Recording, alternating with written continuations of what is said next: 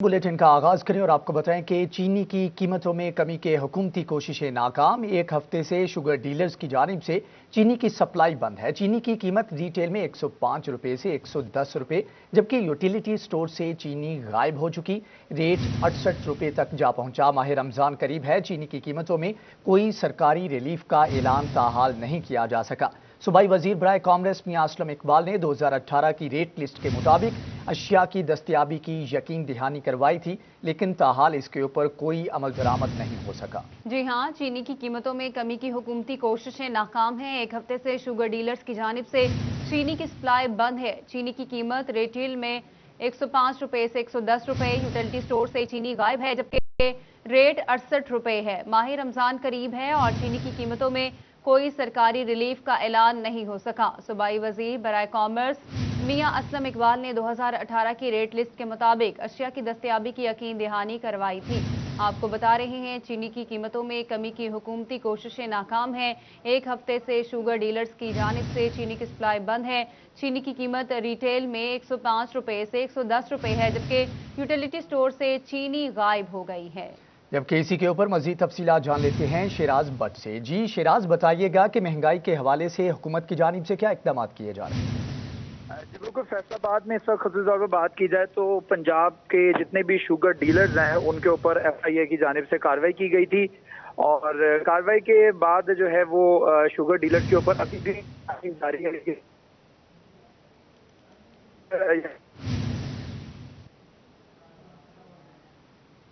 जी, शिराज से राबता बहाल करने की कोशिश करते हैं। आपको बताएं कि चीनी की कीमत रिटेल में 105 रुपये से 110 रुपये हो चुकी है, जबकि माह रमजान करीब है और चीनी की कीमतों में कोई सरकारी रिलीफ का ताहाल ऐलान नहीं हो सका। सूबाई वजीर बराए कांग्रेस मियां असलम इकबाल ने 2018 की रेट लिस्ट के मुताबिक अशिया की दस्तयाबी की यकीन दहानी करवाई थी, लेकिन ताहाल इसके ऊपर कोई भी अमली कदम जो है वो नहीं उठाया जा सका। शिराज भट्ट से राबता बहाल हुआ है। शिराज, ये बताइएगा कि हुकूमत की जानिब से अभी तक कोई अमली कदम क्यों नहीं उठाया गया? देखिए, FIA की जो कार्रवाई, जैसे मैंने पहले बताया, कार्रवाई के नतीजे में शुगर डीलर्स को जो है वो उनके ऊपर छानबीन की गई। उसके बाद से एहतजाजन जो है शुगर डीलर्स ने पूरे पंजाब भर के अंदर शुगर की सप्लाई, चीनी की सप्लाई रोक रखी है। यही वजह है कि इस वक्त मार्केट के अंदर जो है वो चीनी 95 रुपए से 110 रुपए फी किलो पर जा पहुंची है और कई जगहों पर ये भी सुनने में इतलात आ रही हैं कि जो चीनी जो है वो अवेलेबल भी नहीं है। बहरहाल इस वक्त शहर के अंदर चीनी मौजूद तो है और दुकानों के ऊपर मिल भी रही है, लेकिन माह रमजान में मुमकिन तौर पर इसकी मजीद शॉर्टेज बढ़ने का खदशा है और उसकी वजह जो है सबसे बड़ी वो शुगर डीलर्स की हड़ताल और उनका मुजाहरा है। मुजाहरतन उन्होंने जो चीनी की सप्लाई रोक रखी है उसकी वजह से चीनी की रेट जो है वो 110 रुपए फी किलो पर जा पहुंचे हैं, जबकि इस वक्त यूटिलिटी स्टोर्स के हवाले से बात की जाए 68 रुपए चीनी जो है फी किलो में दस्तयाब थी और अभी जो है वो यूटिलिटी स्टोर्स के ऊपर चीनी मौजूद ही नहीं है। 100 से पूरे फैसलाबाद के अंदर 100 से ज्यादा यूटिलिटी स्टोर्स हैं और एक भी किसी स्टोर के ऊपर चीनी का कोटा मौजूद नहीं है। और जी, ताहाल कीमतों में कमी नहीं हो सकी, ना ही इकदाम किए जा रहे हैं। शिराज भट्ट, आपका बहुत शुक्रिया। फैसलाबाद में वासा की नाअहली। फैसलाबाद की अहम सड़कों पर गटरों के ढक्कन गायब हो गए हैं, जिससे हादसात में इजाफा होने लगा। शहरियों का कहना है कि ढक्कनों को लगाया जाए। फैसलाबाद में वासा की नाअहली। फैसलाबाद की अहम सड़कों पर गटरों के ढक्कन गायब हो चुके हैं, जिससे हादसात में इजाफा होने लगा है। शहरियों की जानिब से कहना है कि ढक्कनों को लगाया जाए, जबकि इसी हवाले से मजीद तफसीलात जानेंगे अली रजा से। जी अली, आगाह कीजिएगा कि शहरियों के इस हवाले से क्या कहना है? हाँ जी बिल्कुल, शहरियों की जानब से मुतालबा किया जा रहा है कि फैसलाबाद की जो अहम सड़कें हैं उसके ऊपर जो ढक्कन गायब है उनको जो है फिलफौर लगाया जाए। ना सिर्फ GTS बल्कि जड़ावाला रोड, सत्याना रोड, इसके साथ साथ मंसूराबाद के इलाके में मेन सड़कों के अंदर जो गटर बनाए गए हैं उनके जो है वो ढक्कन गायब है, जिससे जो है वो हादसात में जो है वो इजाफा देखने में मिल रहा है। मोटर बाइक पे फैमिली के साथ बच्चे जो है वो जा रहे होते हैं तो आगे जो गटर के ढक्कन होते हैं वो गायब होने के बाद जो है वो हादसात आते हैं। कुछ शहरी में साथ मौजूद उनसे जानते हैं, क्या कहना सर बताइएगा, आप शहर के अंदर रिक्शा चलाते हैं, कितने इलाके में जो है वो इसी तरीके से गटर गायब है और कितनी मुश्किलात होती है? भाई अस्सलाम वालेकुम जी। भाई मुश्किल तो बहुत ज़्यादा होती है माशाल्लाह। ये हमारे जो इदारे हैं ना, ये आंखें बंद करके बैठे हुए हैं, इन्हें चाहिए कि आंखें खोल के बैठना, ठीक है। ये खुद भी रोडों पे आगे चेक करें कौन से जो गटर बंद है, कौन से खुले हैं, किसके ढक्कन नहीं है, आगे इनको लगाना चाहिए। अपना काम खुद करना चाहिए। ये इनका काम हम करेंगे तो फिर ये क्या करेंगे इदारे? ये तो आंखें बंद करके बैठे हैं ना, तो काफ़ी इधर एक्सीडेंट होते हैं। तो कोई हम लोग ही जो है ना, रिक्शे वाला होया या कोई अवाम, कोई दूसरी, उन्होंने जो कोई पत्थर रख दिया, कोई उसमें दरख्त रख दिया ताकि पता लग जाए इसका ढक्कन नहीं है, तो ये तो आंखें बंद करके बैठे हुए हैं। क्या मुतालबा करते हैं? हम तो यही मुतालबा करते हैं, ये जो दारे हैं पाकिस्तान के, ये आंखें खोल के अपना काम, अपनी जिम्मेदारी से अपना काम खुद करें।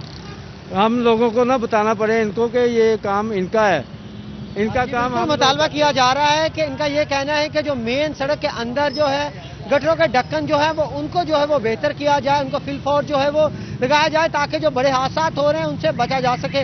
इसमें जो जीटीएस चौक के साथ साथ जो गटरों के ढक्कन जो है उनको लगाना चाहिए। अली रजा, आपका बहुत शुक्रिया।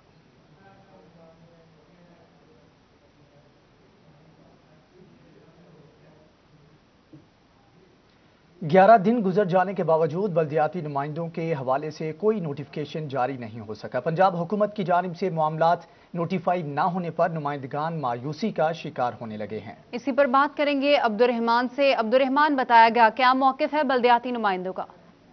जब बात की जाए बल्दियाती नुमाइंदगान के हवाले से तो यहाँ पर सुप्रीम कोर्ट का फैसला 11 रोज गुजर चुके हैं, लेकिन अभी तक पंजाब हुकूमत की जानब से मामला नोटिफाई नहीं किया गया कि किस तरह से अहदेदारान अपने चार्ज संभालेंगे, जिस वजह से बल्दियाती नुमाइंदगान शदीद मायूसी का शिकार नजर आते हैं। यहाँ पर हमारे साथ अपोजिशन लीडर मौजूद हैं।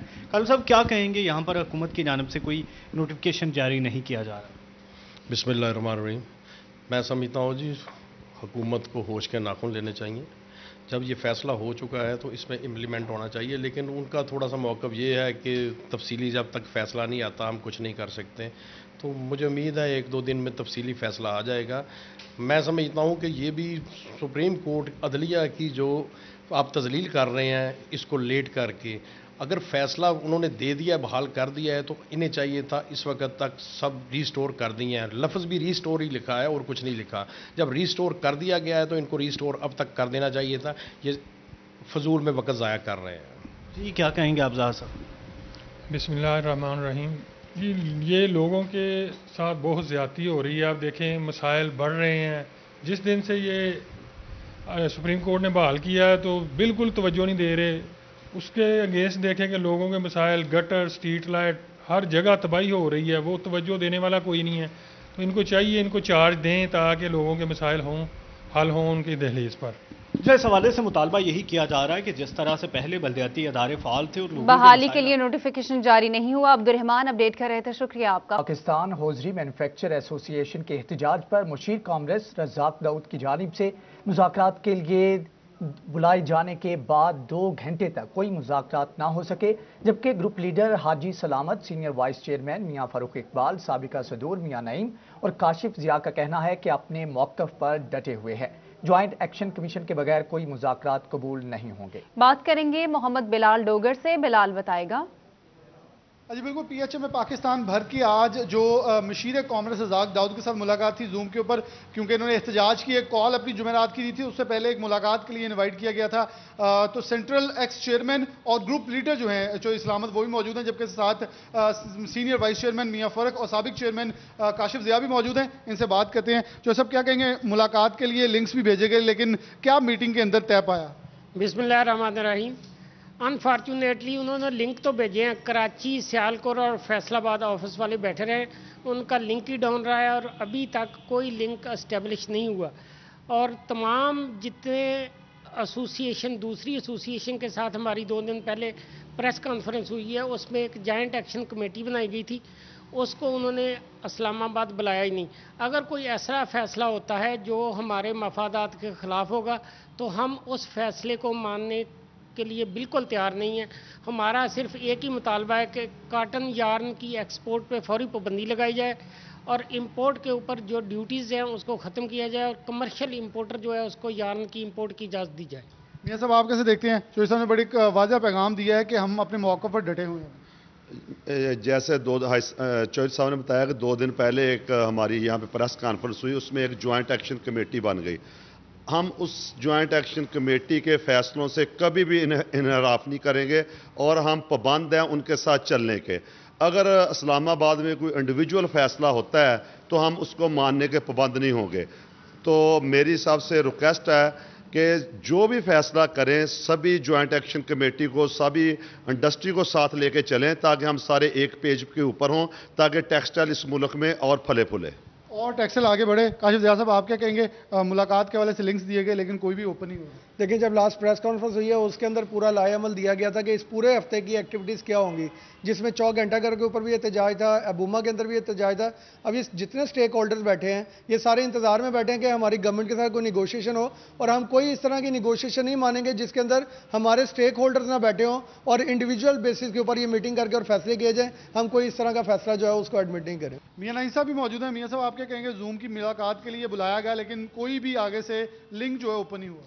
देखें, वो किसी शायर ने कहा था, बात तो सच है मगर बात है रुसवाई की। ये गुफ्तगू करते हैं एक मिनिस्टर, उससे एंटायरली डिफरेंट मौक़िफ़ होता है दूसरे मिनिस्टर का। प्राइम मिनिस्टर साहब माशाल्लाह उनका मौक़िफ़ कोई और होता है। तो हमारी ये रिक्वेस्ट है कि खुदारा इंडस्ट्री की अहमियत को समझें, अपने लेबरर की अहमियत को समझें। ये सबसे बड़ी जॉब इंटेंसिव इंडस्ट्री है, इसकी अहमियत को समझें। और जो लोग, मैं ये समझता हूँ कि एक ज्वाइंट एक्शन कमेटी एक रिजॉल्व हुआ है, वो सबके उसमें जो हेड हैं जो कर रहे हैं अपनी अपनी सिचुएशन को, वो सब शामिल हैं। उसके अलावा हमारी कोई मुज़ाकराती टीम नहीं है। जिसने हमारे साथ मुज़ाकरात करने हैं वो ज्वाइंट एक्शन कमेटी के साथ करे ताकि इस मामले को रिजॉल्व किया जा सके। जो भी मुज़ाकरात करे वो ज्वाइंट एक्शन कमेटी के साथ करे, इसके अलावा कोई भी मुज़ाकरा जो है किसी भी तौर पर मंजूर नहीं। बिलाल डोगर, आप हमें अपडेट कर रहे थे, शुक्रिया। चेयरमैन पीपल्स पार्टी बिलावल भुट्टो जरदारी ने पीपल्स पार्टी वस्ती पंजाब में नए ओहदेदारों की नामजदगी कर दी है। राना इरफान अहमद खान और अरशद जट नायब सदर पीपी वस्ती पंजाब मुकर्रर कर दिए गए, जबकि डॉक्टर खालिद जावेद जान को सदर पीपल्स कल्चरल विंग वस्ती पंजाब बना दिया गया है। Mian Ashfaq Hussain general secretary PP Faisalabad city मुकर्रर, सैयद कलीम अली अमीर को जनरल सेक्रेटरी पीपी जिला चिन्योट बना दिया गया। अली गोहर जनरल सेक्रेटरी पाकिस्तान पीपल्स पार्टी जिला भक्कर होंगे। वस्ती पंजाब के नए ओहदेदारों का नोटिफिकेशन जारी कर दिया गया है। चेयरमैन पीपल्स पार्टी बिलावल भुट्टो जरदारी ने पाकिस्तान पीपल्स पार्टी वस्ती पंजाब में नए ओहदेदारों की नामजदगी कर दी। राना इरफान अहमद खान और अरशद जट नायब सदर पीपी वस्ती पंजाब मुकर्रर, डॉक्टर खालिद जावेद जान सदर पीपल्स कल्चरल विंग वस्ती पंजाब नामजद किए गए हैं। Mian Ashfaq Hussain general secretary PP Faisalabad city नामजद किए गए। इसके साथ साथ सैयद कलीम अली अमीर जनरल सेक्रेटरी पीपी जिला चिन्योट तैनात किए गए हैं, जबकि Ali Gohar general secretary PP जिला भक्कर होंगे। वस्ती पंजाब के नए ओहदेदारों का नोटिफिकेशन जारी कर दिया गया। पाकिस्तान पीपल्स पार्टी के चेयरमैन बिलावल भुट्टो जरदारी की जानिब से वस्ती पंजाब के लिए ओहदेदारों का ऐलान कर दिया गया है। Ali Gohar general secretary PP जिला बखर होंगे, जबकि वस्ती पंजाब के नए ओहदेदारों का नोटिफिकेशन जारी कर दिया गया है।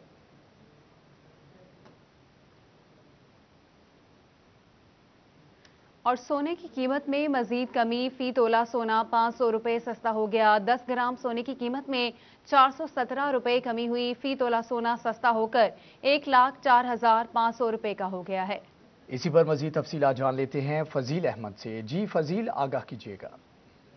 जी बिल्कुल, सराफा मार्केट में सोने की कीमत मुसलसल कम हो रही है। आज सराफा मार्केट में सोने की फ़ी तोला कीमत में 500 रुपये कमी आई है, जिसके बाद फ़ी तोला सोना 1,04,500 रुपये का हो चुका है। और 10 ग्राम सोने की बात करें तो 10 ग्राम सोने की कीमत में 417 रुपये कमी हुई है, जिसके बाद 10 ग्राम सोने की कीमत 99,600 रुपये हो चुकी है। सोने की कीमतें कम होने की वजह से कारोबार पर क्या असरात आएंगे, मोहम्मद कामरान हमारे साथ मौजूद हैं, उनसे पूछते हैं वो क्या कहेंगे। जी कामरान भाई बताइएगा, फिर सोना सस्ता हो रहा है, क्या कहते हैं, हालात बेहतर होंगे इससे? जी बिल्कुल ऐसे ही है। मंडी डॉलरों में तो बहुत नीचे आई है, लेकिन उस हिसाब से सोने पे असर उतना पड़ा नहीं है। तो कोरोना की वजह से कस्टमर भी बिल्कुल खामोश है, हर चीज़ बंद पड़ी हुई है, ना कोई पूछ रहा है ना कोई जा रहा है, ऐसे ही है बस। अच्छा बिल्कुल, ये बात आपने सुनी, जैसे कि इनकी जानिब से ये बताया जा रहा है कि कोरोना वायरस की वजह से सराफा मार्केट में जो कोरोना की वजह से सोने की कीमतों में मजीद कमी आई है। बहुत शुक्रिया फजील अहमद कि आपने तफसीलात से आगाह किया। और इसके साथ ही न्यूज़ स्टूडियो सब तक के लिए इतना ही। देखते रहिए सिटी पोस्ट।